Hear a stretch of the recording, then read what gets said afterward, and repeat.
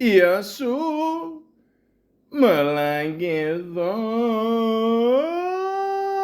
Holy fuck, I can't believe the Jays lost game fucking 7. Balls getting stuck in the fucking walls. Balls that are clearly strikes. The game was fucking fixed. I think we all know that, ladies and gentlemen. And yeah, fuck the Dodgers, man.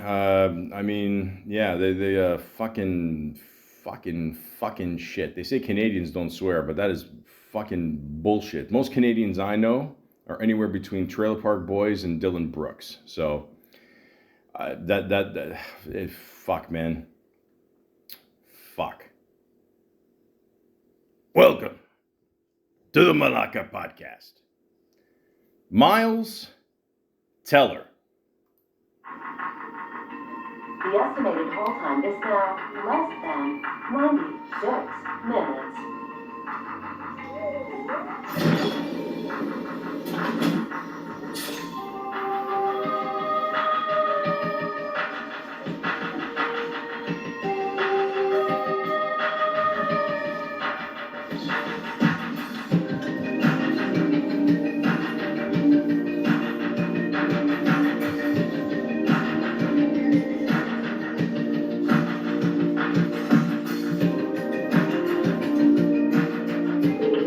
We thank you for your patience.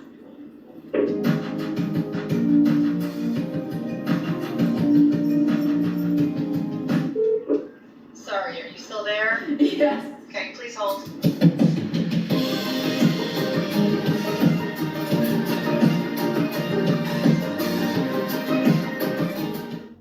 Ladies and gentlemen, if you are lucky enough in this lifetime to be on hold for a half hour, 2 hours, and then you finally reach someone who doesn't speak English, you will get that song.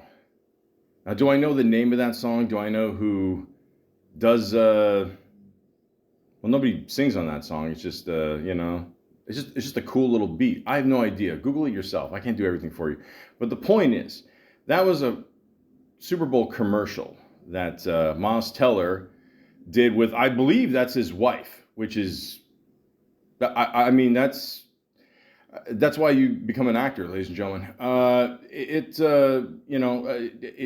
It says at the end there, something about good beer. That's fucking bullshit. But the point is, okay, I believe this might be the funniest thing that Miles Teller has ever done. Now, has he done good acting work? Of course he has, and we're gonna get into that. But basically, I mean, if Ben Affleck and Matt Damon had a kid, and if you were, alive during 1997, there was a good chance, depending on the rumor there, that could have been true. But the point is, that's Miles Teller. Okay, he seems like a all right guy. So what I'm gonna do is, of course, the whole Wikipedia thing, the free encyclopedia, all that fucking free shit. Because every time we go to the supermarket nowadays, especially a fat ass like me, my God, I am suffering, man. I mean, Jesus, the Jays lost game 7 because the game was clearly fixed. But yeah, so we're, I'm dealing with a lot of shit here, and that's a reason why I'll never have a wife like that. But the point is, we'll get down to the facts. We're gonna do the whole IMDb thing. List his jobs there. And as a little bonus, I'm going to review the him trying to host Saturday Night Live. Like I said, folks, I guarantee. I was hoping he would make fun of that commercial again. He didn't. Jesus. But the point is, Nikki Glazer will be hosting next week. So it's so again, Saturday Night Live so far, it's one funny episode, one we're trying. And let's begin with good old Wikipedia, the free encyclopedia. Thank God. Miles Teller, born February 20th, 1987, is an American actor. He made his feature film debut with the independent drama Rabbit Hole. I mean, nowadays that can mean so many things. And gained wider recognition for his roles in the coming of age film The Spectacular Now, and the Divergent. Is it Divergent? Diver. Yeah, because the first five, yeah, I think it is. Film trilogy. His breakthrough role came in the drama Whiplash, which earned him critical acclaim. Teller went on to star in the superhero film Fantastic Four. Oh, Christ. Fuck, I almost forgot about that. As Mr. Fantastic. Oh, Jesus Christ. And in the biographical film War Dogs. He garnered a mainstream resurgence for his starring role in the action film Top Gun Maverick. Action film, really? That okay, we'll get into that later. In television, he has starred in the Amazon Prime Video crime drama Too Old to Die Young and the Paramount Plus miniseries The Offer. So there, that he's done some stuff, some really good stuff, but some really bad stuff. I mean, really fantastic. I could. One of the words in that title is clear. Listen, we'll get into it, but first, let me list off some facts here about Matt Affleck Jr. here, and of course, I got to go on the the website here, facts.net, because I'm too lazy to make cliff notes here. But to my 3 fans out there, I do appreciate you. If I sound a little down today, again, the Jays lost. It is just holy shit. I mean, the game was... Listen, I know Miles Teller is a baseball fan. I don't give a shit. But the point is, we did get ripped off. I mean, there's so many... they show the pitch and then they show the box there and they show the ball digitally and all that shit. And, clearly the Americans hacked it. And, it's all bullshit. I like to think... a lot of Canadians don't take bribes, but, it's, my God, it's, it was horrible. All right, so here's some facts about Mr. Teller here.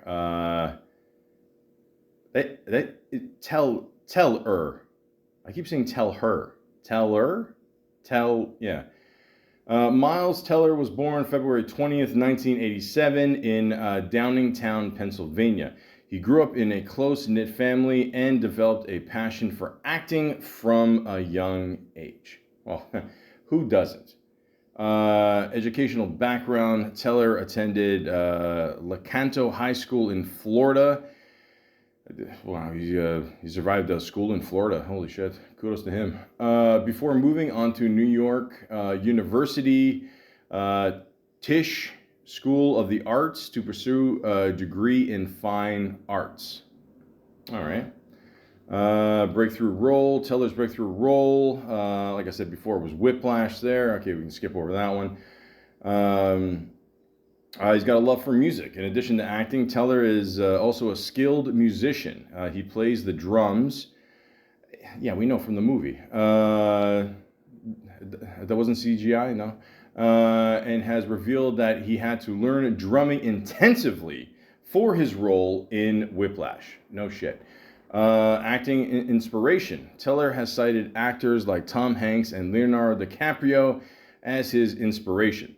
He admires their ability to fully immerse themselves in their characters and deliver powerful performances. There you go. That's cool. That's cool. Athletic abilities. Teller is not only an excellent actor, but also possesses athletic abilities. He is skilled in activities like snowboarding, basketball, and surfing. I mean, basketball, do I see him being like a Woody Harrelson type and, White Man Can't Jump? That new one, I didn't even see it, and I know it sucks. Comedic talent. Alongside his dramatic roles, Teller has showcased his comedic talent in films like 21 and Over and Two Night Stand. He has an innate ability to deliver witty one-liners and capture the essence of comedic timing. Listen, if you want, again, I'm going to get to the Saturday Night Live episode, but my God, nothing could be further from the truth. Okay, he seems like a good dude, but Jesus Christ, it was. Oh, Madonna. A passion for storytelling. Teller has expressed his passion for storytelling and believes in the power of films to convey important messages and evoke emotions. He chooses roles that challenge him as an actor and resonate with audiences. Okay, I mean, that's some of the roles, I'm not going to lie, are for debate, but, you know, the Saturday Night Live, I can wait. The Thank You for Your Service connection. Teller starred in the film Thank You for Your Service, which focuses on the struggles of soldiers returning from war. The film allowed him to explore a more serious and emotional, challenging role. Of course. Collaborating with Anna Kendrick. Teller worked with Anna Kendrick in the film Get a Job and expressed his admiration for her acting skills. The two actors developed a strong rapport during the film process. Yeah, that's true. You work on a film with somebody, you're either going to love them or hate them. So that's it. Yeah, it's just saying a bunch of other facts here. Yeah, he likes to read.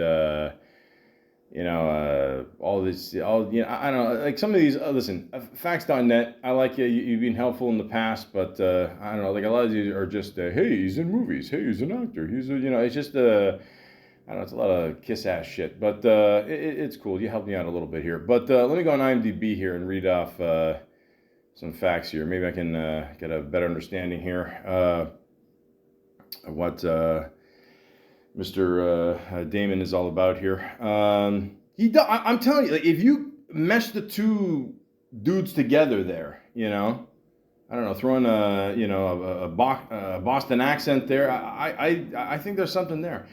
Miles wears a green bracelet that says, I'm reading this off IMDb.com, the facts here. Again, I'm lazy, I'm tired from yesterday. It was a very long walk home. I mean, the Jays played their fucking heart. Like, again, Miles, you're going to have to wait. The point is, the Jays played their asses off. They really did, But at the same time, I mean, if you call, things that are clearly strikes, and you call them balls, it kind of puts a disadvantage against us. You know what I mean? So, again, it's no strangeness that the Americans don't like us, and yet the president who he holy fuck, what a Malaka, and De Niro's right. I don't give a fuck what anybody else says. I mean, Jesus, but he also has a hot wife who I think Miles has done way more shit to earn that hot wife. That's just me, but I just yeah, so I mean, the game was rigged. We all know that. Moving on. Says, buckle up for Bo in honor of a friend who died in a car crash a year after Miles himself was in a near fatal car crash. Oh, shit. He wears it almost all the time and has worn it for most of the movies he's been in, except where it doesn't work for the movie. Well, yeah, that's crazy, man. I've had some friends die close to me, and yeah, I know what that's like, man. So that's crazy. I mean, we all got our little ways of, giving kudos and remembering our friends. So, rest in peace to his friend there. Originally wanted to turn down the lead in Whiplash, Malaka, because he wished to take a few months off. However, his manager was excited about the script and encouraged Teller to star in the film. The movie eventually won the Audience Award and the Grand Jury Prize for the U.S. Dramatic category at the 2014 Sundance Film Festival, among many other awards and nominations. Again, we'll get into that movie later, but yeah, it was pretty awesome. I always wanted to learn how to play the drums. I don't know, because I was always a fan of, Tommy Lee, and I always wanted to learn the drums and have a huge fucking penis like him. But I don't know, but yeah, but then you see all the work that goes into it, and you're like, fuck it. According to Nicole Kidman, he blushed and quivered during his audition for Rabbit Hole, which got him the part since, in quotations, he was real. Yeah, so, I mean, I don't know, I'm assuming, 10 years from now, no actors are going to be real. It's all going to be CGI, I'm already pissed off that I'm seeing, every fucking video on TikTok here. It's either, Tupac speaking Greek, and, I mean, as a Greek man, I don't have a problem with that. I'm just saying it's just weird. That's all. I mean, him, smoking weed with Mr. Rogers, it's weird, man. Not only the drums, but he can also play the piano and guitar and the saxophone. All right. Well, Bill Clinton would be proud. In high school, he was a drummer for a church youth group band. All right. He earned a Bachelor of Fine Arts from the Tisch. Yeah, I mentioned that before. His former co-star Nicole Kidman has remained very supportive of his career. After they worked together on Rabbit Hole, publicly, she has raved about his performances in the spectacular Now and Whiplash. Okay, so listen, who doesn't have a thing for redheads, okay? Do they come with a price? Absolutely. They have no souls. I mean, they're a little nutty at times, but my God, the sex. The point is, Nicole Kidman is very cool, and that's it. That's it, man. I mean, Game 7 was definitely rigged. Good friends with I'm gonna fuck this word up. Shailene? Shailene. Woodley. They co-star in both The Spectacular Now, Divergent, and attended the 2013 MTV Music Video Awards together. Ah, that's nice. Teller appeared in the stage musical Footloose. This led to being cast in the film remake of Footloose, starring Kenny Wormald, I think so, yeah, in which he played the same character as in the stage musical.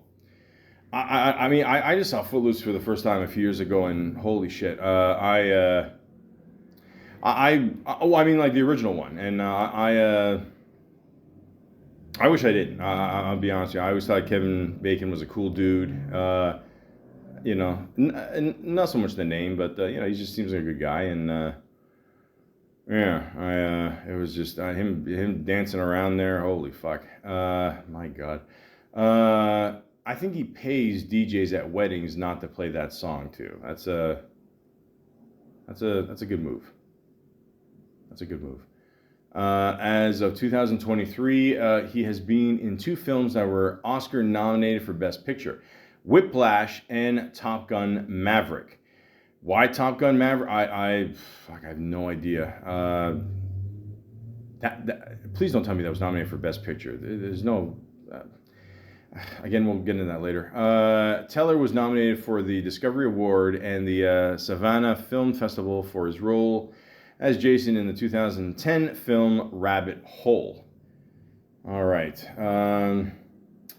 Miles Teller attended the Stone Street Studios film Conservatory. I didn't say that right. Conservatory. There you go. All right. I'm tired. To study screen acting over the course of 4 semesters as part of his NYU Tisch School of the Arts training, where he received a BFA in drama. Miles' paternal grandfather was Russian Jewish descent, while Miles' paternal grandmother is of Irish and Polish ancestry. Miles' mother's family has deep roots in New Jersey, and her lineage. There we go. There's no I there. Well, the first one includes English, Irish, German, and from one of Miles's maternal great grandfathers, African American. That's got to be bullshit. I mean, this guy's whiter than paper. He graduated from Lecanto High School in 2005. Arrested for public drunkenness in June 18th, 2017. Okay, yeah, we mentioned the Irish thing. His parents are Mary Flowers and Mike Teller. That makes sense. Graduated from Lacano High School, and he was born on the same date as Daniela Pinenda. Ladies and gentlemen, I'm not gonna lie to you. I don't know who that is, but the point is, Game 7 was rigged, and Miles Teller. Okay, it looks like he's done a lot in his life. There's a lot there. He kind of, you know what? If actually, now I think about it, if Tom Hanks had a kid with I don't know, the one Brady there that's got the big ass forehead. That's kind of, yeah. You can, yeah. Take a second. Google a picture of Miles Teller. I think I'm, yeah. I think I'm doing good on the references here. But the point is, ladies and gentlemen, of course, you have to, start somewhere in Hollywood. And where am I going to start, ladies and gentlemen? I'm going to start on IMDb because fuck Rotten Tomatoes. I think it's stupid. Yeah.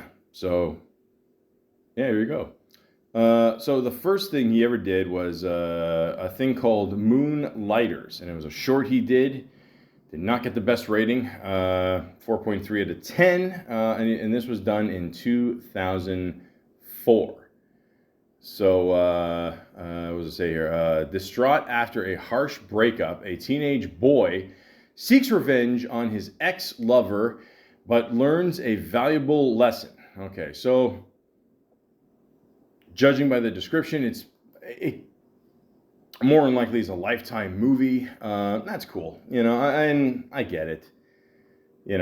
Boy falls in love with girl falls in love with guy, then there's some shit, and I don't know, hopefully I don't know, like, it's either they end up together or one of the axes kills the other one, I don't know, whatever. But, yeah, so you gotta start somewhere. Then he was in a short called Sean. Judging by the picture, it looks like it's about bowling. He doesn't even, sorry, I forgot to mention this. The first movie, Moonlighters, he actually was named Miles. What are the odds of that? I mean, that's wow. And then, yeah, in this Sean one here, he didn't even have a name. He was just called the Weird Guy. Okay. Then he was in a couple other shorts. Specific Recipe. Wild Choking. Wow. Okay. And then he was in a short called The Musicians. Then he was in a TV series called The Unusuals. He was in one episode. Why does it sound familiar? Because, I don't know. It's got a good rating, though. 7.9 out of 10. Darkly comedic drama focusing on the dysfunctional cops and staff of an infamous NYPD precinct. Okay. Jeremy Renner was in this. It was only for 10 episodes here. But Jeremy Renner, man, if you want to talk about a guy who went through a lot of shit there with the accident and all that, holy fuck. Forget it. Should do a podcast on him one day. I don't know. He was on Howard Stern one day. He said he was a professional bowler at one point. So there you go. But yeah, I don't know. I never saw this one. So I mean, if you want to see it, go ahead. I'm sure it's streaming somewhere. And then he was in. Okay, so here we go. So he's doing a bunch of shit here. And then he's in a movie called Rabbit Hole. Okay, it came out in 2010. I've mentioned it numerous times, and it has a rating of 6.9. Classic. And he plays a character named Jason. Ladies and gentlemen, I'm not gonna lie to you. I've never heard of this movie. Yeah. A life for a happy couple is turned upside down after their young son dies in an accident. Okay, so could he be the young son? I mean, I don't know. I mean, it's possible. It's very possible. I don't know. Does Old Yeller end up dying at the end of the movie? I don't know. I don't know. Point is, Nicole Kidman is in it. Aaron Eckhart, Diane Wiest, I think that's how you say it. I'll love her forever because of Edward Scissorhands alone.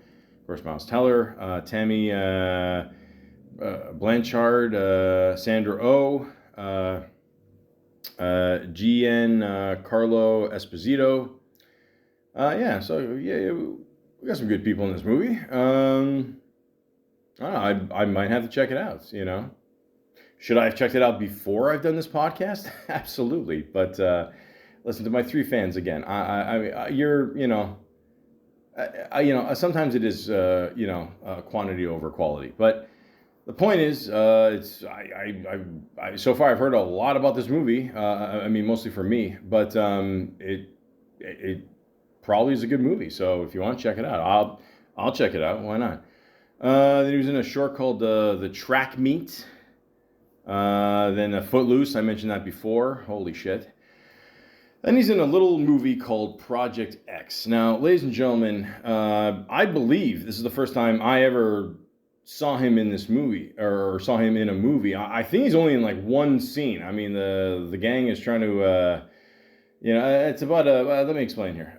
Three high school seniors throw a birthday party to make a name for themselves. As the night progresses, things spiral out of control as word of the party spreads. So, ladies and gentlemen, this is actually based on something that actually happened. Not every detail, but Malaka threw a party and it got out of hand, and they made a movie from this. And I'm told in the movie too, they mostly taped it with, I think, cell phones or something. So, basically, fucking everybody makes movies now on their cell phone. But 2012, it was kind of a new thing, I guess. And there you go. There you go. Showed a midget coming out of the oven. But the point is, I say midget. I don't care. Listen, if I was a midget, I would rather be called a midget than a dwarf. Okay. I mean, I'm going to do a whole podcast on midgets one day, and I'm going to discuss this in great detail. But there you go. See, there he is. They're trying to pick up booze. They're trying to get him to come because I guess he's a popular jock or something. And hey, man, spread the word. It's a party. Yeah, whatever. So Todd Phillips helped produce this. That's cool. There you go. Of course, Todd Phillips is the man. We all know him from directing movies like Hangover, Road Trip, Joker. I know Joker too. I know. I didn't think it was that bad. I'm gonna be honest with you. I didn't see the point of it. I don't want to see the Joker sing, but I didn't want to see the Jays losing Game 7. But the point is, okay, this is a good little movie. It's got a rating of 6.7 out of 10. It's not bad.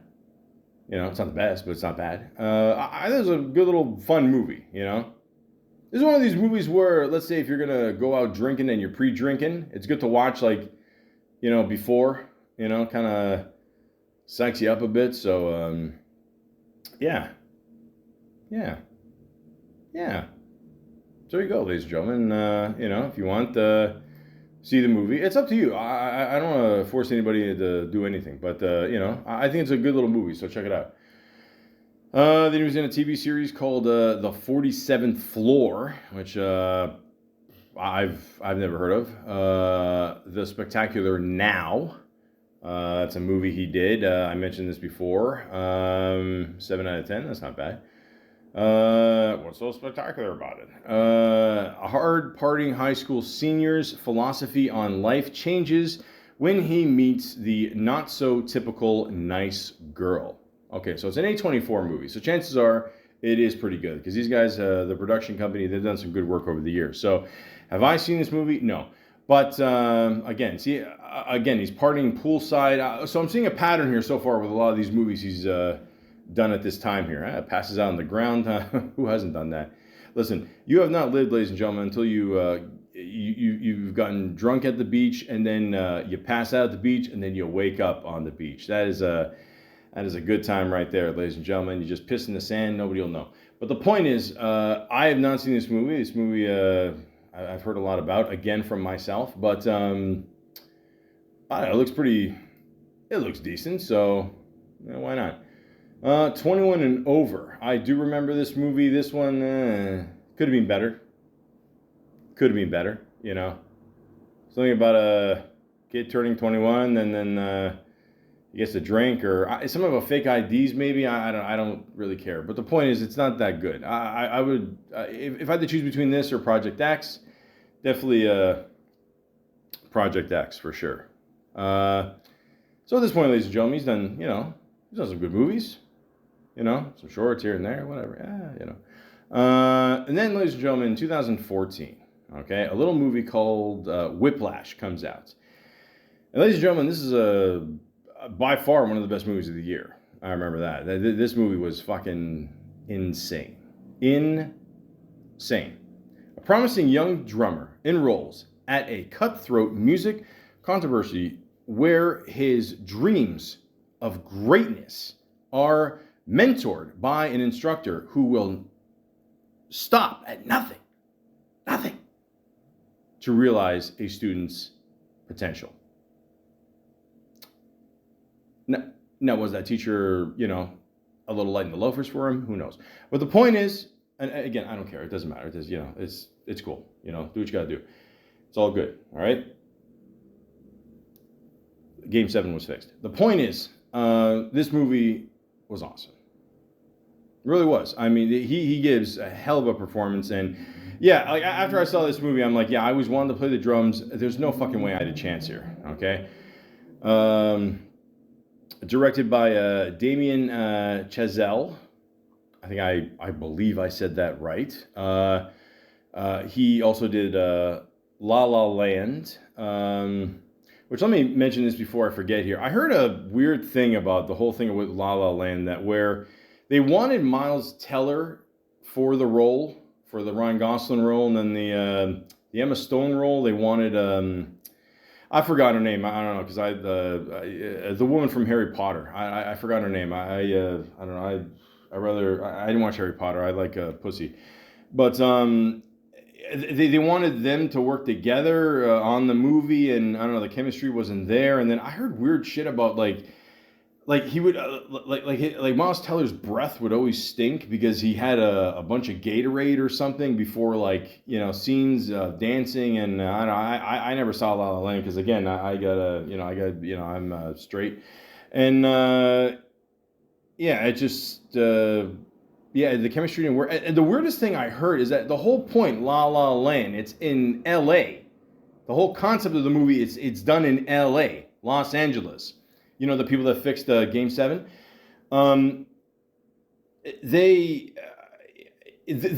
She wanted to. This is what I heard. This is what I heard, ladies and gentlemen. I'm not the Inquirer. I just hear things. Apparently, she thought that, or she wanted to do the movie taped in England. And the director was telling them, hey, it's called La La Land. You got to tape it in L.A. And I don't know, Miles Teller was, busy drinking Gatorade or Budweiser or whatever. But I don't know, it just didn't work. And then they ended up getting the other two people here. So there you go. But that makes sense because it's the same director, right? So there you go. He also did First Man, which is a great movie. Ryan Gosling did. There was a while there, Ryan Gosling, he was doing all these kick-ass movies, like the new Blade Runner there, the First Man. They didn't do as well financially, but they're kick-ass movies, man. You gotta, if you've never seen First Man or the recent Blade Runner there, You got to see them. I mean, they're both really just, they're awesome movies. And he also did 10 Cloverfield Lane, which I believe, yeah, that was the one with John Goodman. John Goodman was fucking great in that. That was a good movie too. Yeah, so this guy's done some very good movies. So yeah, this is I mean, again, like, how far do you take your students? I mean, this one guy here, who his name was Fletcher, played by J.K. Simmons. Now, ladies and gentlemen, a lot of people do know J.K. Simmons from this role. I do as well, but at the same time, I will always know him as the peanut M&M, the yellow peanut M&M in all those commercials. Oh, what are we gonna do? We don't want to get eaten, right? Was that as good? I don't know. But the point is, what makes a peanut M&M so good, ladies and gentlemen, is that they roast the peanut. A lot of people don't know that. And when you roast a peanut, my God, it's like, cheese is good, but when you melt the cheese, how much better is it? My God, the fat man is coming out to play tonight. But the point is, J.K. Simmons is fucking crazy in this movie. He is so fucking intense. As soon as you see the movie, you're like, he's going to win Best Supporting Actor. It was a no-brainer. It just, like, if anybody else won it that year, it would have been a fucking mistake. Now, I didn't even notice this, but Miles Teller, I think they said that he's in every scene in the movie. Like, there's not one scene in the movie where he's not in. Why am I mentioning this? Why not? Paul Reiser, who I never watched Mad About You. I didn't like that shit. I tried to find that one movie he did with Columbo. I can't find it. I don't know if anybody knows where I can, stream the shit. Let me know, huh? Melissa Benoist. I think I said that right. Ladies and gentlemen, this is a very intense movie, and if you like a lot of this.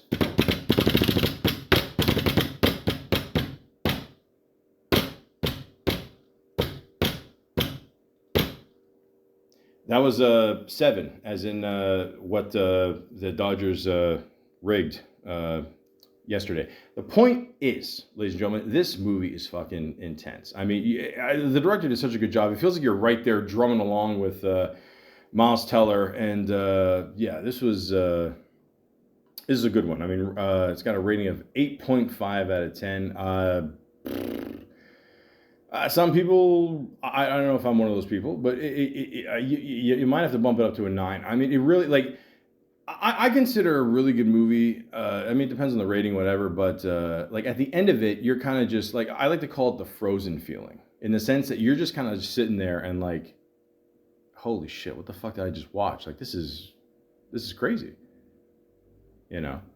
Even says here, the director and writer of the film could not get funding for the movie. So he instead turned it into a short film and submitted it into the Sundance Film Festival in 2013. The short film ended up winning the Short Film Jury Award, and he got the funding soon after. Fuck. That takes balls to do. Okay, and for him to just do that just so he could have a chance to get the funding. I'm sure he wanted the idea out there of the movie, but damn, that's fucking awesome. See, that's what you got to do, folks. You got to, like, in many ways, it just basically goes back to the whole, like, I always use the example of Sylvester Stallone. Like, he wrote Rocky. He wanted to be in Rocky. You got to go all the way with it. You got to take that chance. So. That's crazy. The film was shot in only 20 days, and nearly a full day was dedicated to a scene in Fletcher's office that was cut from the final movie. Still, Damien Chazelle, I really hope I'm saying that right, man, because you seem like a good dude, believes the scene ultimately helped Miles Teller and J.K. Simmons develop their chemistry. Fair enough. J.K. Simmons won 47 awards for his role as Fletcher. Holy shit, that is a big ass trophy case. For the slapping scene, which, by the way, this is another reason why I can never be a drummer. Because if someone's teaching me how to do drums and somebody slaps me, and I'm literally holding like 2 things I can use as a weapon, okay? And I'm Italian, so, you give me, like, any wooden stick. On top of that, you give me 2, you're fucked. Okay? Plain and simple. Okay? Now, did Sonny almost hit, Carlo in, Godfather there? I mean, there is a story that he missed him on purpose. He was pissed off at him, blah, blah, blah, blah, blah. The point is, this is why I can't play baseball. I mean, and if I did play baseball, I would never rig a game 7. I can't play hockey. You can't give me like any excuses. Nothing. Okay, so I'm just putting that out there. J.K. Simmons and Miles Teller filmed several takes with Simmons only miming, Game 7.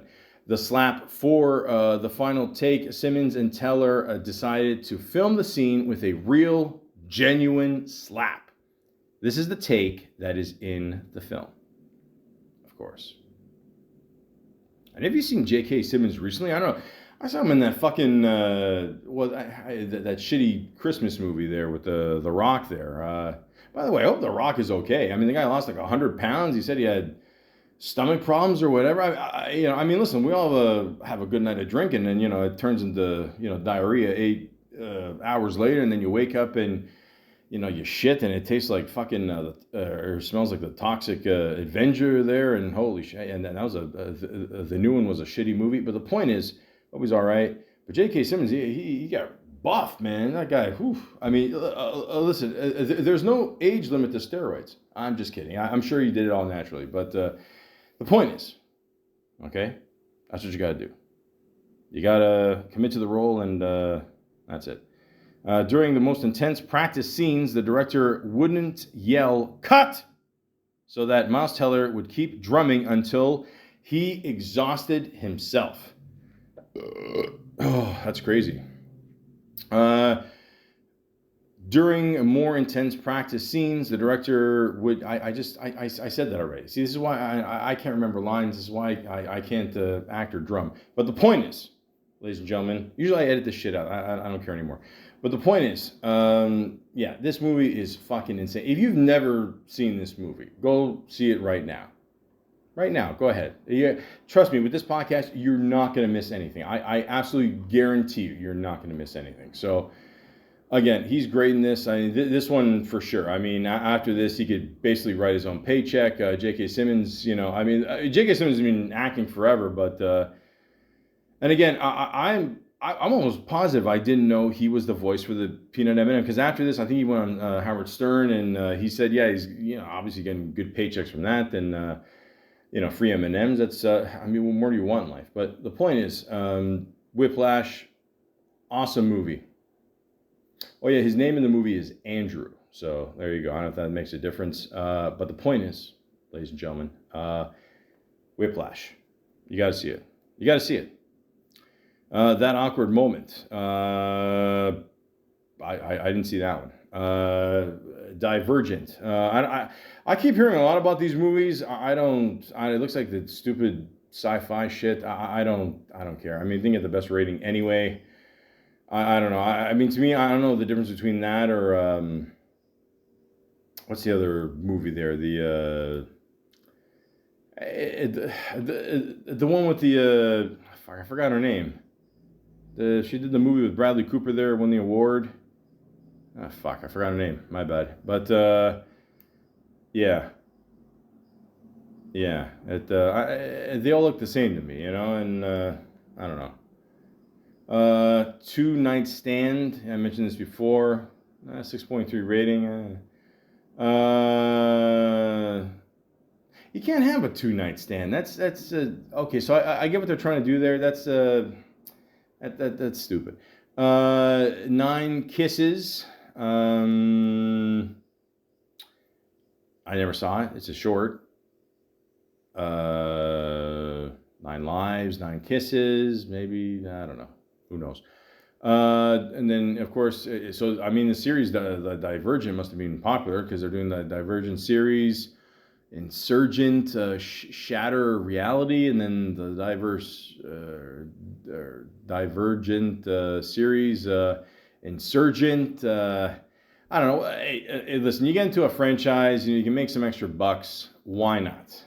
Why not? He's got a good little role going here with this whole acting thing, and And at the time, of course, it's 2015. I mean, who doesn't want to be part of that Marvel universe? And, hopefully the success of a movie becomes, what's it called? Successful. And, oh, wow. Talk about the complete opposite. Ladies and gentlemen, he did a movie called Fantastic Four, which has a current rating of 4.3 out of 10. And he plays a character named Reed Richards. Now, Reed is spelled R-E-E-D. Now, what he should have did was R-E-A-D with the script. Listen, I'm just going to put it to you as simple as I fucking can. Okay? Okay? I truly believe that this is the worst movie in movie history. And I just don't mean worst superhero movie in movie history. I mean the worst. Now, I don't count movies that go straight on, to demand or video or whatever. That's just, that's just cruel to pick on. But 4.3, that is, my God, that is extremely generous. I mean, this movie is just a piece of shit. Like, it really, before this movie came out, a few weeks, I heard the director. He went on, I think it was Twitter, and he basically said, "I'm sorry for this movie." Like, I've never heard that. I've never heard a director say that. I mean, not till, maybe after the movie came out years later, we shouldn't have done that, whatever. But to say it, weeks before, I mean, this guy just, clearly is, he tried to warn all of us. Some of us, still had to see it and, and my God, what a fucking piece of shit. I mean, my God, it just, I'm not going to read you the bio. There's no point. We all know what the Fantastic Four are. We know it. We know it. The guy that can stretch, the woman with the ice or invisible or some shit like that. The dude with fire, the guy that, I don't know, looks like he could be my uncle. I mean, just, it's fucking crazy. It's just, we all know. And the sad thing is, ladies and gentlemen, at the time, this was the 4th installment. Now, you're probably thinking 4. You mean 3, right? No, I mean 4. Look it up. There's a movie that came out, I think it was the late 80s, early 90s, that never got released. Eventually, because of the beautiful internet, it got, leaked online or whatever the fuck. But that was a piece of shit too. Okay, and then the other ones with, what's her name? Jessica Alba there. What happened to her, by the way? I don't know. She disappeared too. I don't know. But yeah, a couple with her and, what was his name? The Michael Chiklis there, and and then they came out with this one, number 4, and you're like, okay, so how did they not get it right? How did this happen? I remember watching this movie. The first 45 minutes, I don't think there's any action scene. Nothing. There's some kind of bullshit explosion in a garage, I mean, there are better special effects in Project X. But, it was just fucking horrible. The acting is horrible. It's like everyone just has a monotone of, it's fucking horrible.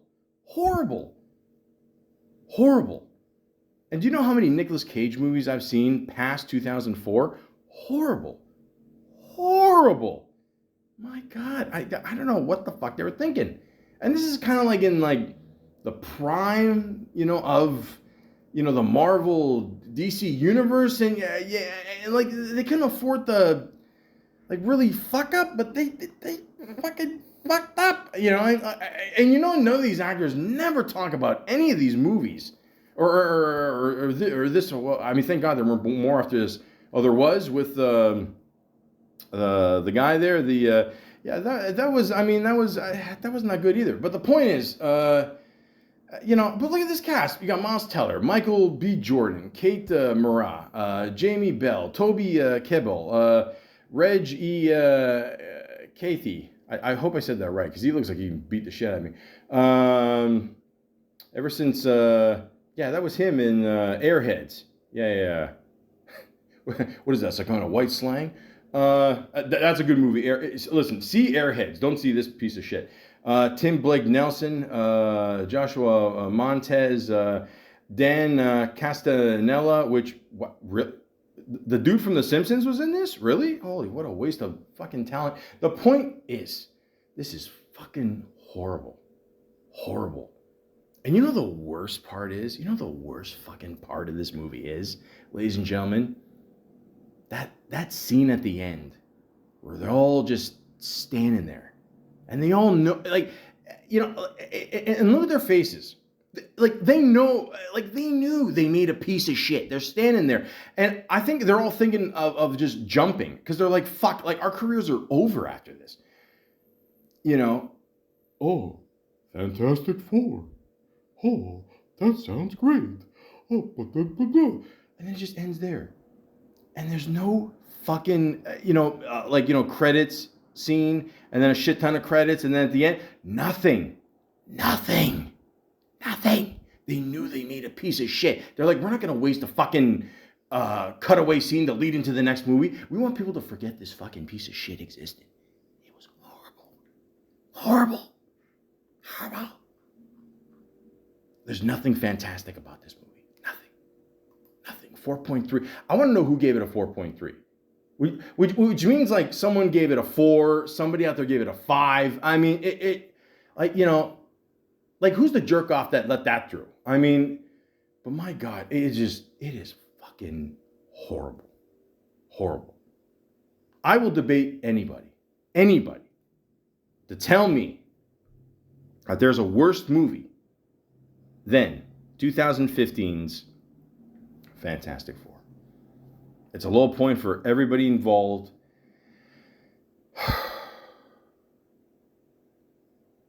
What's worse? I mean, the Fantastic Four or, you know, bringing a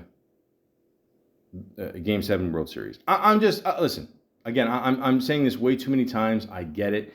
But there's only so many disappointments in my life I can deal with, ladies and gentlemen. And it's been, 10 years since this movie came out. We're still talking about it. Why? Because we're fucking idiots. But my God, there's no way he's done a worse movie than this. There's not. So again, ladies and gentlemen, I cannot stress to you that Fantastic Four, the one that was released in 2015, is the worst movie in history.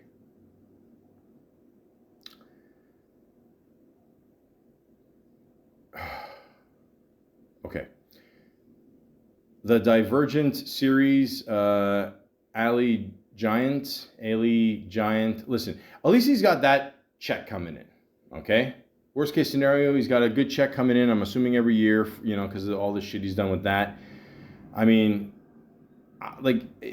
there's no fucking way he's getting checks from Fantastic Four, right? I mean, there's no, you know, he probably owes money after that.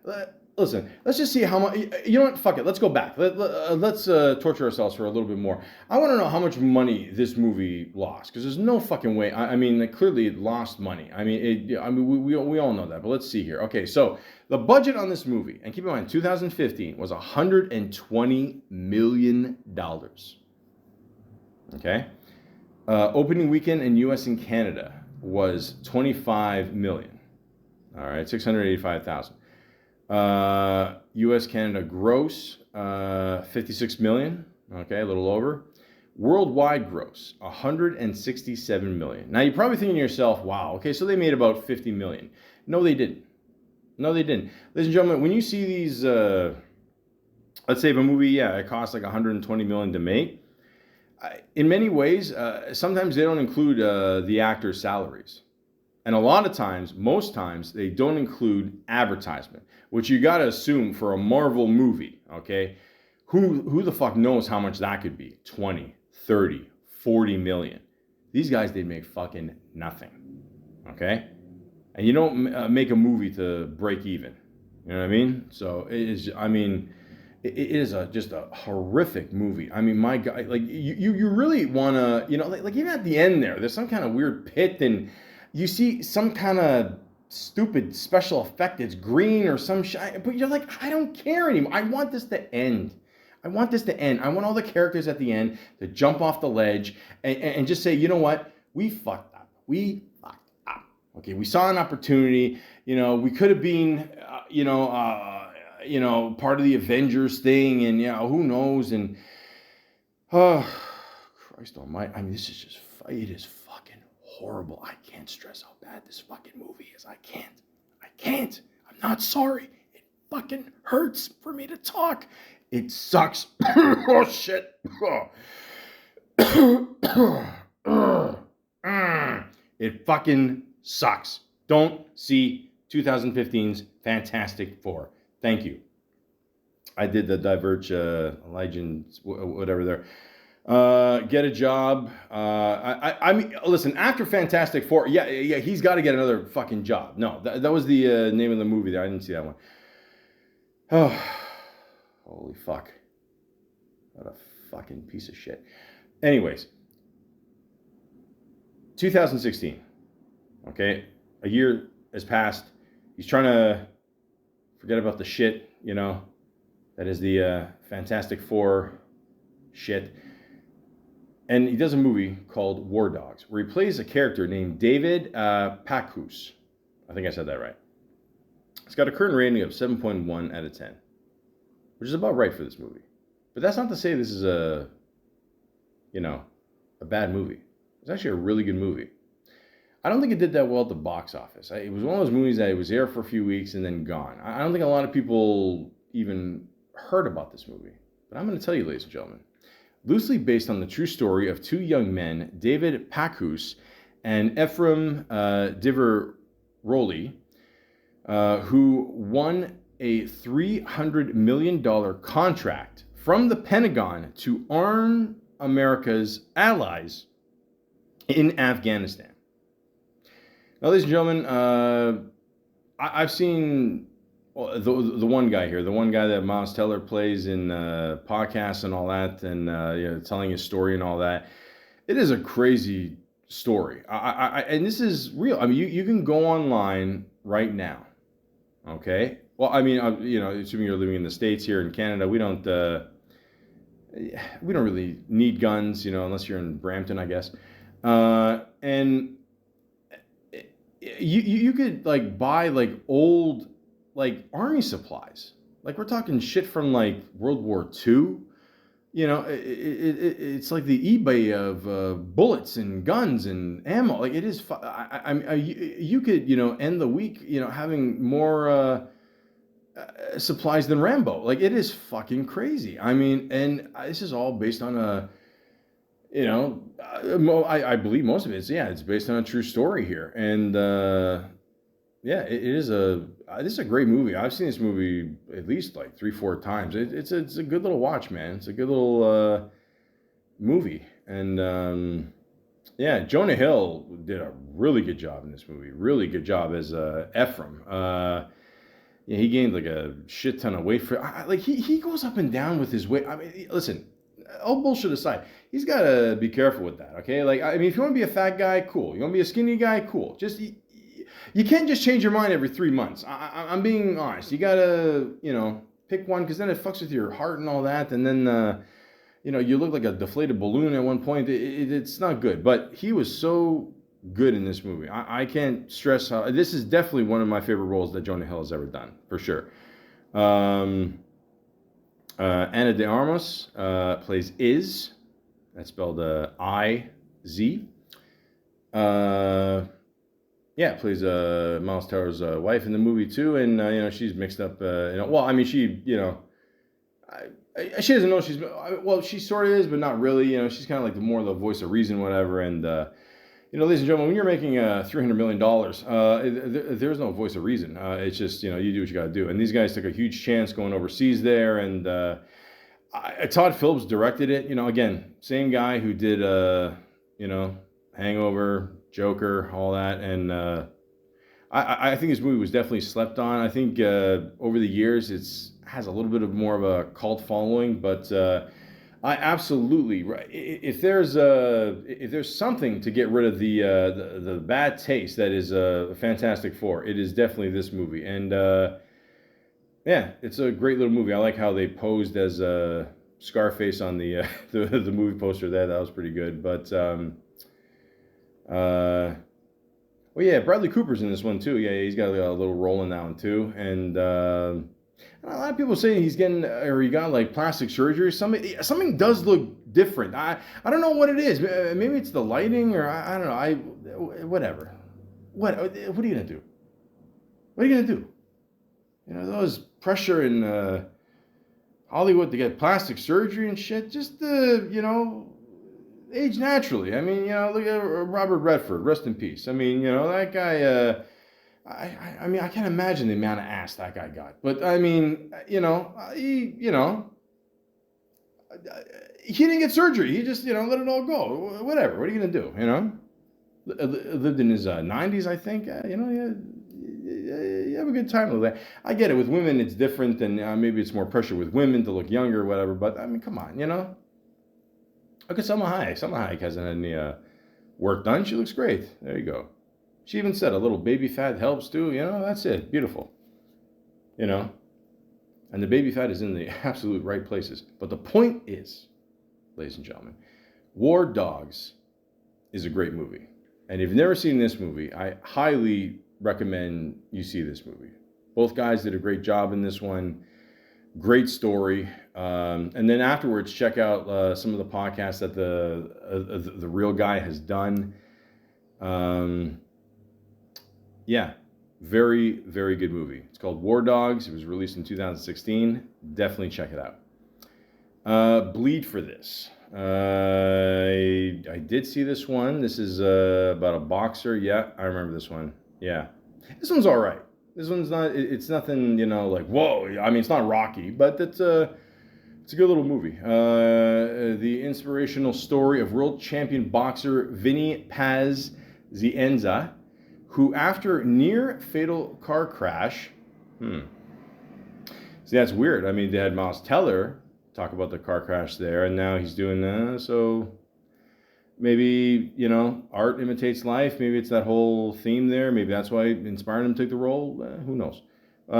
Which left him not knowing if he'd ever walk again. Made one of sport's most incredible comebacks.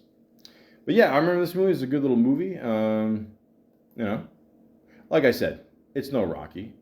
But what is, ladies and gentlemen? What is? But at the same time, I check it out. Thank you for your service.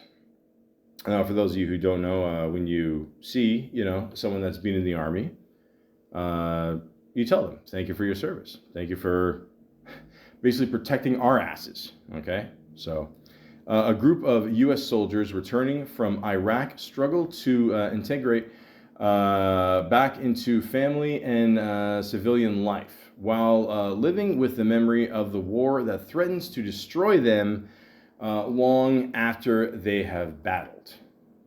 All right, so again, shout out to all the troops out there, you know, all the soldiers. It's, poof. I don't know, like, I can't imagine what you see out there these days. It is just insane. But there's also the guy who worked on this movie. He actually worked on American Sniper. He was a writer for the Gran Turismo movie and Spread, which is Ashton Kutcher. I'm not touching that one. But that's because apparently he's him and the I don't know, the 70 Show gang there. I don't know, touched enough people, but allegedly. The point is, yeah, I mean, is it as good as American Sniper? Of course not. But it's still a decent little movie. It's all right. But yeah, if you want, you know, check it out. Only the Brave. Now, this movie, this is a crazy movie. This one gets pretty intense. Based on a true story of the Granite Mountain Hotshots, a group of elite firefighters who risk everything to protect a town from a historic wildfire. Now, ladies and gentlemen, I mean, listen, if you're one of these stupid people that think, okay, yeah, firemen, all they do is they show up to a fire, whip out a hose, and that's it. That's watch this movie. You will absolutely see what it involves. And, over the years, you know, Canada, States, I mean, talk about people in, was it California there with the fires there, Vancouver. I mean, it is just, it's crazy. And you can't, I mean, you can stop it eventually. I mean, again, it gets to a point where it just becomes so out of control. It's just, it's insane. And this story, I'm not gonna lie to you, it does get a little sad. I don't want to give away anything, but this is a really, this is a really powerful and emotional movie. I mean, this is, yeah. Josh Brolin is in, of course, Miles Teller, Jeff Bridges, Jennifer Connelly. But yeah, it gets rough, ladies and gentlemen. So yeah.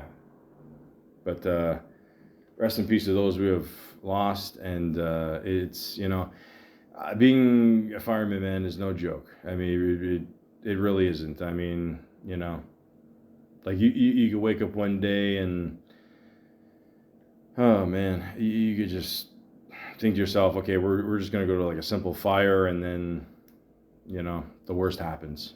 So it's I advise anybody to watch this movie just to get an idea of what what it really takes to be a fireman, and I just a lot of things you have to endure. So Only the Brave came out in 2017. Definitely check it out. Now, this miniseries here, again, this is probably a series that a lot of people probably missed as well. I strongly advise you see this. It is called Too Old to Die Young. Okay, it's a TV miniseries. The series, I forgot how many episodes there were. There were 10 episodes. It's pretty crazy. It's basically a very long movie. This is also the same guy who did Drive with Ryan Gosling, Bronson with Tom Hardy, I believe. So it's got that kind of like style, like film noir a little bit, action, violence, good story. It's really good. I mean, it's got a 7.3 rating out of 10. Which for a TV show, may not be that good, but I mean, I'm not gonna lie. At times, it does run a little long. I mean, they could have densed it a little bit. I'll give you that, but overall, it's pretty good. Like I said, obviously Miles Teller is in it. Augusto Aguilera, Christina Rolo, Nell Tiger Free, which might be. That might be one of the coolest middle names I've ever seen. Jenna Malone, John Hawkes, who look up that guy. That guy's done a bunch of fucking shit. He's a very underrated actor. That guy. Babs, I'm gonna fuck up this name. Please don't kick my ass. Olesan Mukan, Gino Vento, William Baldwin. Yes, William Baldwin. He is fucking great in this show. Like. He's only he's in like just 4 episodes, but I remember he was really great in it. But it's worth checking out. Again, it's a little long, but if you like the movies Drive, Bronson, you'll like the series. And again, it's probably one of those series you've probably never heard of, but I would definitely check it out. Taylor Swift, I Bet You Think About Me. Taylor's version. Okay. I'm assuming he was in the music video. Once again, ladies and gentlemen, it is good to be an actor. Not. I mean, Top Gun Maverick. Look, ladies and gentlemen, I'll just say this. Okay, I'm just gonna be honest with you. I like Tom Cruise. I think he's a cool dude. I really do, honestly. I mean, some of the stunts he does in his movies. I've always enjoyed the Mission Impossible movies. The first Top Gun movie, I never. I mean, to me, it was always just one of those like I don't know, like, that's your 80s movie. I think it came in the 80s, late 80s, early 90s, something like that. And it's just, it's good for its time movies. You know what I mean? Like, and rest in peace to Val Kilmer and, just, I don't know,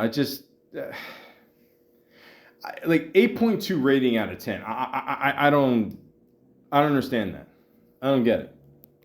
I don't get it. I don't understand it, ladies and gentlemen. I just don't understand it. I don't. I mean, to me, I'll give it a 6 out of 10. I think I'm being more than generous with that. Maybe 6, 6.5, whatever. The last like 20 minutes of the movie is it's good. I mean, I wish the rest of the movie was like that, but I don't know. Like, to me, it was kind of like it was boring, man. I didn't. I don't know. But they did say this movie did help during COVID and it helped people, or just, I mean, COVID was still around, I guess, in 2022, but obviously it wasn't as big as, like, let's say 2020, 21, whatever. But it did help, put asses in the seats again in movie theaters. But I just don't see the big deal with this movie. I don't. Apparently they're making another one. Might as well. I mean, I'm told they're not making any more Mission Impossible movies, so might as well make another Top Gun movie, and there you go. But I just don't. I don't see the appeal, guys. I don't. Like I said, the last like 20 minutes or so of this movie was really good. I wish they had that in the first like hour and a half, whatever. But I just, my God, I don't get it. I don't know. I'm gonna piss off a lot of Top Gun fans out there, but I don't know what to tell you. I just did not see the big deal in this movie. Sorry. But what I did like, ladies and gentlemen, is a TV miniseries called The Offer, where Miles Teller plays a character named Albert S. Rudy. It's got a rating of 8.6 out of 10. As a fellow Italian, I'm very proud of that rating. Let me explain. Oscar-winning producer Albert S. Rudy's never before revealed experience of making The Godfather, 1972. I know what year The Godfather came out. How dare you? This is awesome. This is real. I mean, I would love to see more shows like this, where they tell the history of how movies are made. And I don't know. I mean, they obviously do shows like this here and now and then, whatever. But most of them turn into movies, whatever. But with a story like this, you needed, it to be a mini series. You need those 10 episodes. So, Miles Teller, and this is the crazy thing. Like I said before, he plays a character named Albert S. Rudy, which I found out, until they made this movie, just even a little after. Apparently, the guy's Canadian, and this is a guy who basically, put everything together when it came to making The Godfather. Now, of course, I mean, the first thing you think of Godfather, you think of Al Pacino, Robert De Niro, and of course, Francis Ford Coppola, which I can't believe he spent that much money on Metro. I didn't know the movie was called. I mean, my God, it just, holy shit. But the point is, The Godfather is one of the best movies of all time. Do I think Godfather 2 is even better than Godfather 1? Yes. Yes, I do. And I would like to think a lot of people do agree with me on that. But the point is, obviously, there would be no Godfather 2 without no Godfather 1. Okay? But it tells the whole story here. And the cast is pretty awesome. You got Miles Teller playing Albert S. Rudy. Matthew Good. Dan Fogler, who played Francis Ford Coppola, did a great job. I remember him from that, what's that ping pong movie he did? I don't know, that was funny. I enjoyed that one. Bern Gorman, Colin Hanks. Probably want to give a shout out to Colin Hanks and Ryan Reynolds for doing an excellent documentary on the John Candy doc there called John Candy, I Like Me. If you have not seen that, ladies and gentlemen, you're missing out. You got to see it. Giovanni Ribisi, I think he's a very underrated actor. A lot of people know him for the lead in Boiler Room. He was the bad guy in all the Ted movies too. He's He's a good dude. Juno Temple, Jake Cannavale, which I'm just realizing that could be what's the other guy's name that has the last name there? The guy that was in he was in the third season of Boardwalk Empire. I don't know if he's related to him. Lou Ferrigno, who is fucking hilarious in this. Don Corleone. It is an honor for me to be here the day of your daughter's wedding. And may I say, may their first child be a masculine child. This shit's hilarious. Anyways, but this is a great series. Absolutely, you have to check this out. This is Patrick Gallo, who played Mario Puzo, which, by the way, that might be one of the funniest scenes in this show, where you see the guy playing Mario Puzo, who's the guy who wrote the original book, about the Godfather. It's just a scene where, like, they rent him a house just so he can, like, work on the movie, and there's a scene where he's literally, like, in the pool in, like, one of those, like, floating tubes or donuts, whatever, and on his, like, stomach he's got, like, a big bowl of pasta, and he's just like eating away.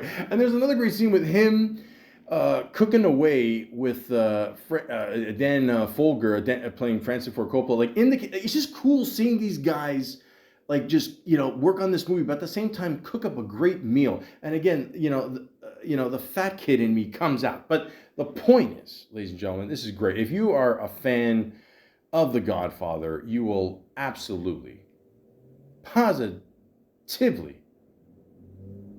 I mean, the guy who played Al Pacino too. He did a good job as well. The actor played Brando there. Did he look like Brando? No. The voice was okay, but the point is, overall, ladies and gentlemen, this is a great series. If you're a fan of The Godfather, and you want to know how this was made, I mean, my God,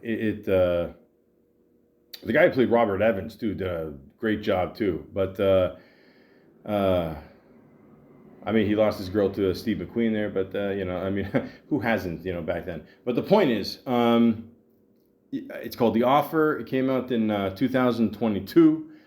I believe it's on Paramount. So if you got a chance, check it out. Miles Teller, Great Balls of Fire. Oh, the song from the Top Gun Maverick. Yeah, okay. Oh, they made an actual music video, eh? Okay, okay. Well, I don't know. Listen, he's gonna make a few bucks off that in the next few years. Just I don't know. Fuck it, go with it. What kind of? Well, listen. I just hope the third one is better than the second one. That's all. I just listen. When I see a movie based on fighter jets and all this shit, I just want to see action. That's all. Highway to the Danger Zone? Can we? I don't want a remix. I'm just saying I want, come on, man. That's come on. He did the theme to the Caddyshack too. I'm all right. Anybody do but me. God, they made Caddyshack 2 sucked too, but I think they made a third one too. Holy hell, what the fuck was the point of that? The point is, so I don't know. Let him make his money. Then he came out with a movie called Spiderhead. Not the best rating. With him and looks like Thor. The Gorge. Okay, so if you want to see an Apple movie TV with a lot of CGI, this is for you. Listen, I see, he's on one side of the thing, she's on the other. They're trying to connect, and and then they fall in the pit, and then there's some kind of weird alien forest or something. I don't know what. It's one of those movies I felt like they were just making it up as they went along. I mean, it's good for like a cheap watch, I guess. If you want to watch it, cool. If not, then I don't know, whatever. And then Eternity, got a decent rating. I just don't know. I don't know what this is. I don't know what this is. In an afterlife where souls have 1 week to decide where to spend eternity, Joan is faced with the impossible choice between the man she spent her life with And her first love, who died young as waited decades for her to arrive. Oh God. But the point is, I didn't see this one. It looks a little, I don't know, it looks like kind of a rom-comish, I guess.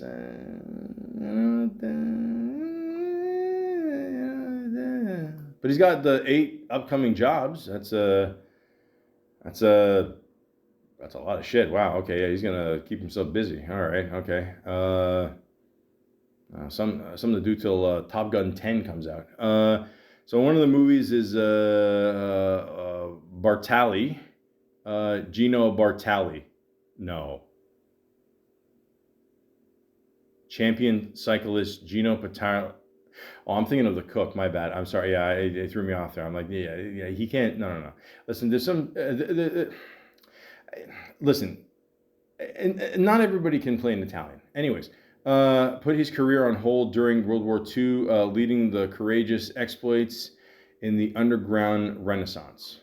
Okay, so looks like a bit of a war movie there. Okay, Paper Tiger. Okay.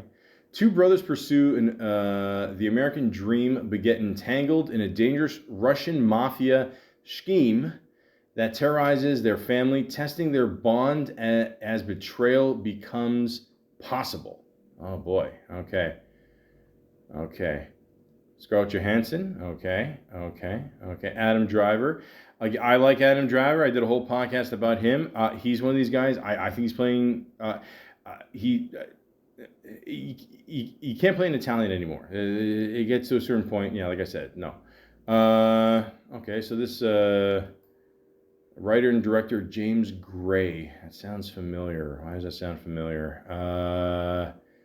The Immigrant, Ad Astra. Okay, Two Lovers. That's a really good movie. If you've never seen that movie with Joaquin Phoenix there and Gwyneth Paltrow, great movie. Really good movie. The Lost City of Zed, as we say it in Canada. Okay, there you go.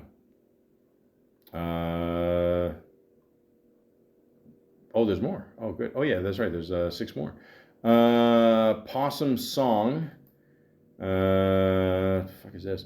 After discovering his secret songwriting partner dead, a country music star struggling to record a new material, makes a how do I say this word? Faustine bargain, Faustian. I think I said it right. With a family of possums who have led or have taken up residency within his walls. I'm assuming this is like a cartoon. Probably, right? I mean, maybe? I don't know. The Ark and the Aardvark. Okay, that's a voice. Okay, another. Okay, there you go. Cartoon. Listen, voiceover money. You work for a few weeks. Nice little paycheck. Beautiful. That's it. An aardvark named Gilbert. Rest in peace to Gilbert Gottfried. Yes. Lands the job of. By the way, if you ever have the chance, this has nothing to do with Miles Teller. If you ever have the chance, watch that commercial like Gilbert Gottfried did, I believe in the 90s, where he plays a smoke detector. It's fucking hilarious. You can find it on YouTube. On shepherding all the animals onto Noah's Ark. Well, good luck with that, sir. Because, I don't know. I was told some of them are a little stubborn. The Faithful.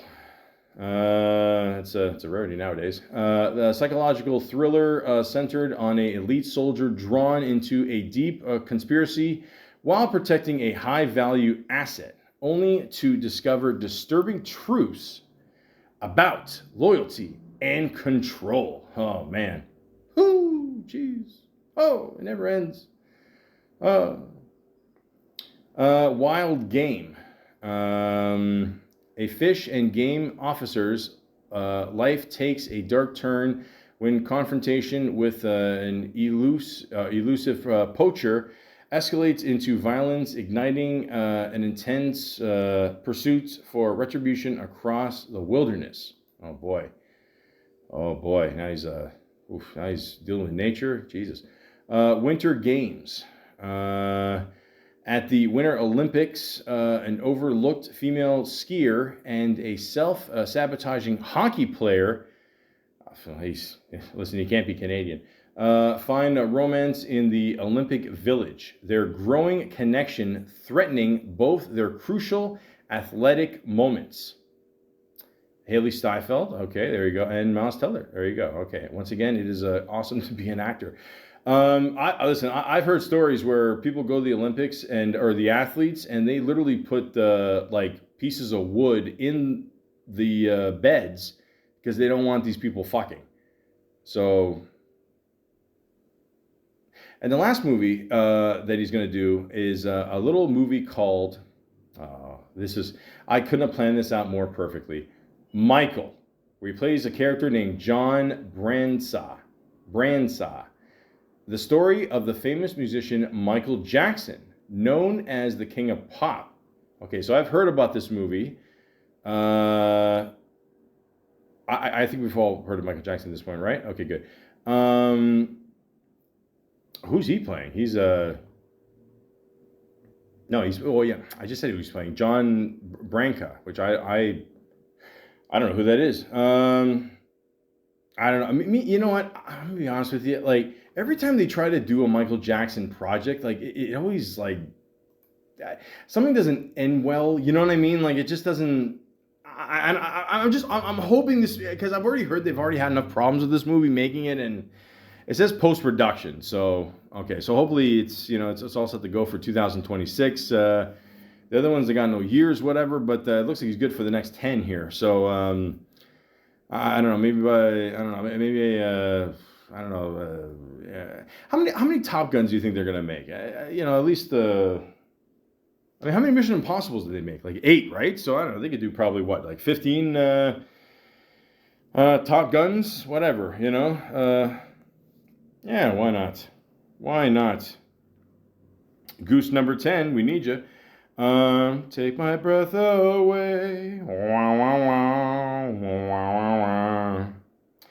Well, speaking of taking my breath away, Jesus Christ, he hosted Saturday Night Live, and oh my God, I don't even know what he was promoting. I mean, I guess one of the 8 projects coming up or whatever here, but my God, so they did let's get into it, shall we? So the intro, something about some governors or some shit. I don't know.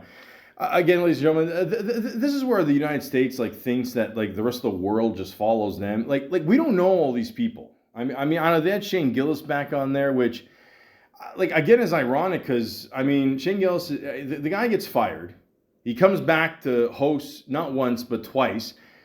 And this is no disrespect on anybody on Saturday Night Live, but name a person on Saturday Night Live. He's by far more popular than any of these people. So. Not the best move firing him. And he came back. He's playing a character wearing a red beret. I don't know what the fuck was going on. So, but they put the guy who plays Donald Trump in there, so I was all right. So I give it a 3 out of 10. Now, ladies and gentlemen, they have the actor or actress do something in the beginning there, a little monologue. I'm not gonna lie to you. I didn't think I was gonna watch anything in my life that was worse than Fantastic Four. But this monologue that he did was fucking horrible. Nobody showed up to help him. I think they cut away to one picture wearing I don't know, some old costume or whatever.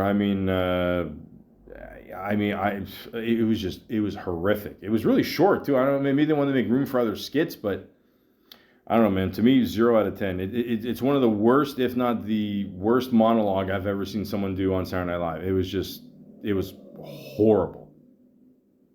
Horrible. And then he was dancing at the end there like Ashley Simpson. I don't know what okay.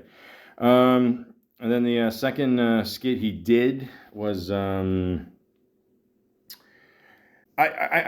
first I didn't know what the fuck they were doing, but I guess they were doing a sketch where, so it was taped on November 1st, Saturday Night Live, or it was aired, and then the night before obviously was Halloween, so I think the whole joke was it was a game show about people recovering from, the night before for Halloween, I guess, so, it was all right.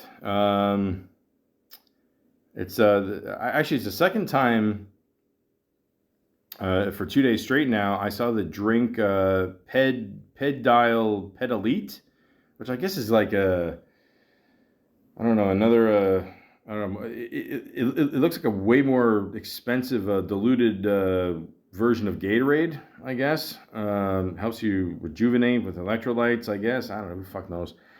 Um, I don't know. It's just, yeah.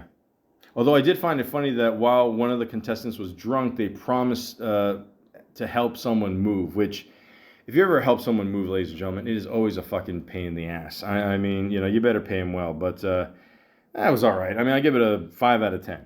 And then they were making kind of the Property Brothers. They were helping the Malaka there at the White House rebuild the wing there. I'm like, why are they rebuilding the White? Why? Like, what? I mean, has anybody ever looked at the White House and seen I don't know like even one scratch on it? You know what I mean? Like what is this guy doing? I mean I mean like you guys elected him twice and but the guy who pleased Donald Trump did a good job, and he found out the brothers were Canadian and he called ICE on them, which I assume that's something he would do in real life. So that was all right, 5 out of 10.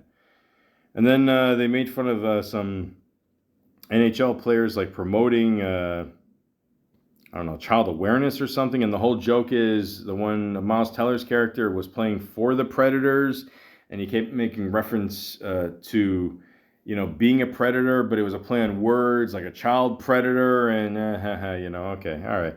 It was all right. I mean, 4, 5, 6. I don't know. We'll call it in the middle. You know what? Yeah. I'm gonna 5. And then, geez, I can't even read my writing here. Netflix Missing Woman. Oh yeah, there's a sketch about the guys. They don't know where their wives are, and of course they're in the house. Because I mean, guys, we're fucking out of it too. I mean, look, I get lost wiping my ass, so I hear you on that one. And they couldn't read the post-it notes, and I mean, yeah, it's all right, 5 out of 10. And then they did a sketch where they did the news, but they showed people like behind the news doing shit. And I'll just say this: like, it reminded me of when Jim Carrey did it on In Living Color. If you ever get the chance, look that up. Like Jim Carrey, like in the background of the news or whatever. I don't know. That's funny. This is okay, but I don't know. He spilled his coffee. Hilarious. So 4 out of 10. Singer Brandy Carlisle. I mean, I don't really judge. It's not my type of music. She's got a good voice though. I mean, to me, it's very like her look, her sound is very 90s. I don't know if that's just me, but yeah, that was cool. And then the news is always good. And then it showed a clip of Donald Trump handing out candy, and he put a piece of candy on. I don't know like on top of the person's costume, and I mean, like I get it. Donald Trump doesn't know, like he doesn't know how to do anything, but like he doesn't know how to literally hand a kid candy. I mean, he was friends with Epstein. I mean, you would think you would know how to hand out a piece of candy to a young child.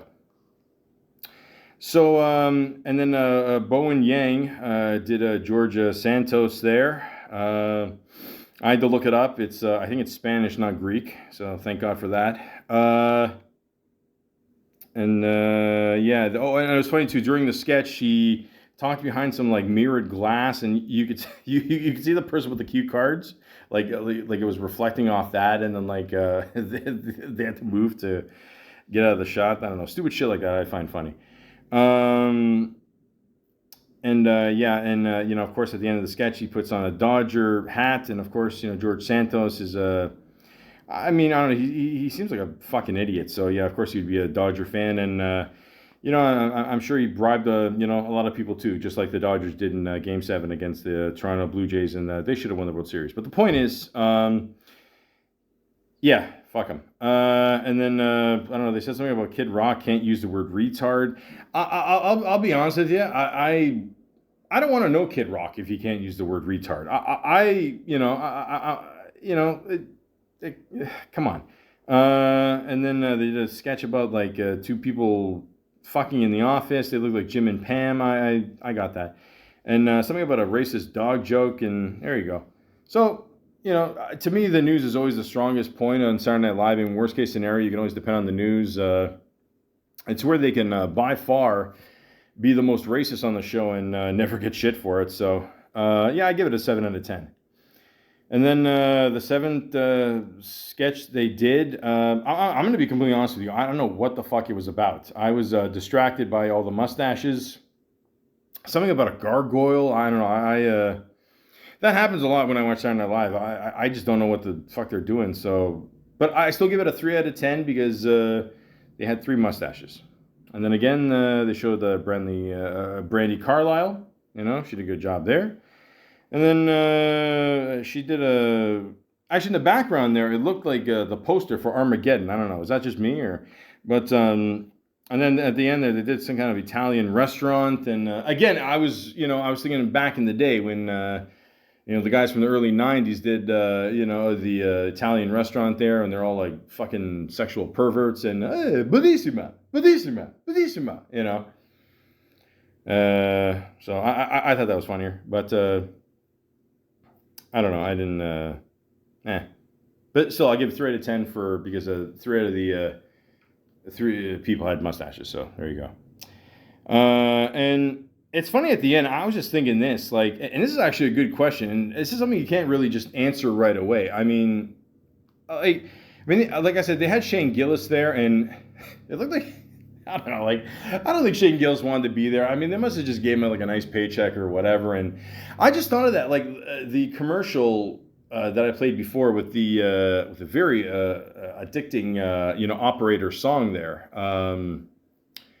which I will find out. I don't know, maybe in the last minute of the podcast, I'll tell you what the name is. But they both endorse Budweiser, and I just want to say this as a thing, they had all the comedians there go overseas there, and I got to be honest, guys. I mean, do you guys really need that much money? And I don't know, Bill Burr, he was, I mean, it's clear Bill Burr is just a hypocrite. And Pete Davidson, I mean, the people that killed your father, you told them jokes, right? I mean, right? I mean, I don't know what was worse, that or the movie you did with Eddie Murphy this year. But I mean, Jesus. But yeah, shout out to Shane not going over there. But I'm not saying he would have gone over there if it wasn't for this, but I'm almost positive that he couldn't go over there and tell a bunch of jokes and then come back and say, well, hey, I'm basically supporting terrorists, but I'm still drinking American beer. You know what I mean? So I'm pretty sure that would have contradicted there. But yeah, man. But I was going to ask, who do you think is more famous? Miles Teller or Shane Gillis at this point? Who's more known? I mean, that's I don't know. In many ways, you might have to say Shane. I get it. I mean, Whiplash was pretty awesome, but I don't know, man. I mean, I think more popular now. But it's just funny. Isn't it funny how the world works? I mean, you get fired from Saturday Night Live. 5 years later, you get the host. And then you get the host again another year from that. And then you get do a little part. And then, you're still, and then Miles Teller hosts. You know what I'm saying? It's just weird how, I don't know, I don't know. But like I said, Nikki Glazer's going to host next week. So she's funny. And there you go. So, okay. So, one... So this is the theme of Saturday Night Live from now on. One good, one bad. Okay, that's fair. Okay, at least we get a break. But ladies and gentlemen, what can I say? I mean, Miles Teller, I mean, he's done some good work. He did Fantastic Four. I mean, Jesus. But he's got a lot of shit coming up. And, yeah. So, I mean, all I'll say is this. I wouldn't host Saturday Night Live again. That's just me. I mean, there's certain roles, you have certain funny parts in there, I guess, but I'd stick to the dramas. I'd stick to the action flicks or thrillers or,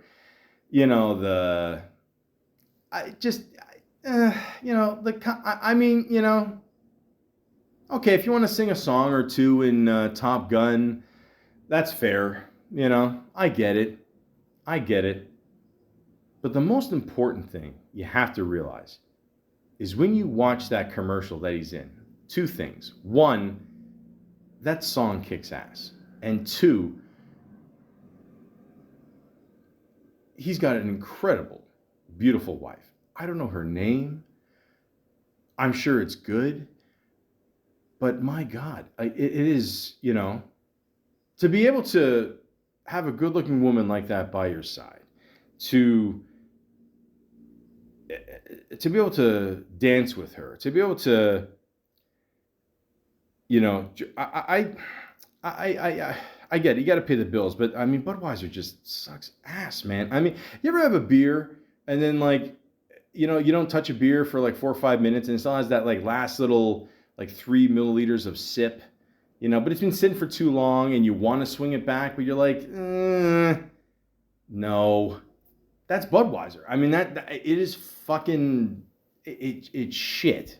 It really like I don't know what's worse, Budweiser, Fantastic Four, or the seventh game of the World Series, not being played the way it should have been played. There's a lot of factors, ladies and gentlemen, in life, but I will tell you this: overall, despite the many problems with a certain superhero movie, and Whiplash and War Dogs being two very kick-ass movies, I would say the future does look bright for Miles Teller.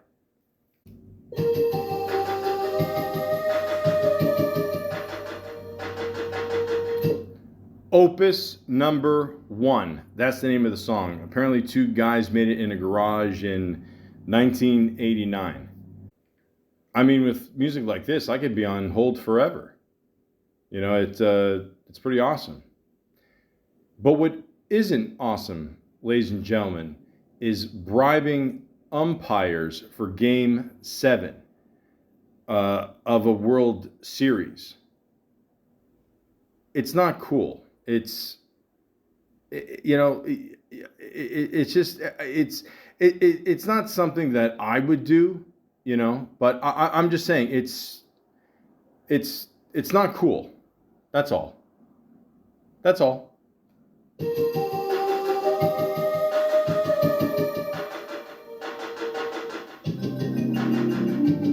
Yeah, it sounds like porn.